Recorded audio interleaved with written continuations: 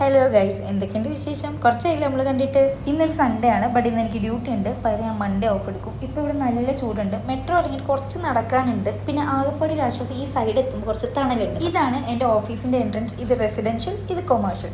ഈ എസ്കലേറ്റർ കയറി നേരെ മുകളിൽ പോകുമ്പോൾ ഈ ലിഫ്റ്റ് ഉണ്ട്. 4th ഫ്ലോറിലാണ് എൻ്റെ ഓഫീസ് വരുന്നത്. ഈ ലിഫ്റ്റ് കയറുമ്പോൾ ഒരു ഭംഗി എന്താ അറിയോ? നമ്മൾ തന്നെ കണ്ണാടി നല്ല ഭംഗിയിൽ കാണും, അതാണ് ആ ഭംഗി. അങ്ങനെ നേരെ ലിഫ്റ്റ് ഇറങ്ങി ഓഫീസിലേക്ക് പോയി. ഇതാ കണ്ടില്ലേ ഈ എൽ പ്രോപ്പർട്ടീസ്. അതിന് ഓഫീസിനകത്ത് കയറിയപ്പോഴാണ് ഞാൻ നോക്കണേ, സൺഡേ ആയിട്ട് ഇവിടെ ആരുമില്ല. ഗായ്സ്, അപ്പോൾ ഞാൻ ഇന്ന് ഓഫീസിൽ വന്നപ്പോൾ രണ്ട് പേര് മാത്രമേ ഉള്ളൂ. ദിസ് ഈസ് നമ്മുടെ സ്വന്തം സത്യമ്മൻ. ഹായ്. ദിസ് ഈസ് നമ്മുടെ ദുബായിൽ CM എന്നറിയപ്പെടുന്ന. இனி சொல்லு, ஏதாச்சும் சொல்லு. இந்த அழகும் ஆடம்பரமும் இருந்த 1000 பேர் கூட ஆசையா பழகுவாங்க. அன்பா இருந்தா பழகுற 10 பேர் கூட உண்மையா இருப்பாங்க. அன்பா இருக்கிறேன்னு நினைக்கிறேன். அதுக்கு தான் எனக்கு துபாய் மக்கள் வச்ச பேர் துபாய் CM. என்ன நண்பா? ഈ സൗണ്ട് ആരുടെയാണെന്ന് നിങ്ങൾക്ക് മനസ്സിലായി താഴെ കമന്റ് ചെയ്യണം കേട്ടോ.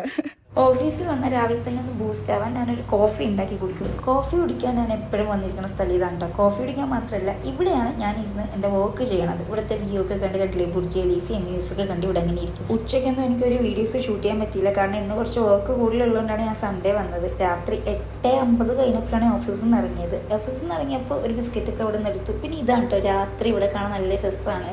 പിന്നെ ഒരു അവക്കടൊക്കെ കുടിച്ച് നേരെ വീട്ടിലെത്തി.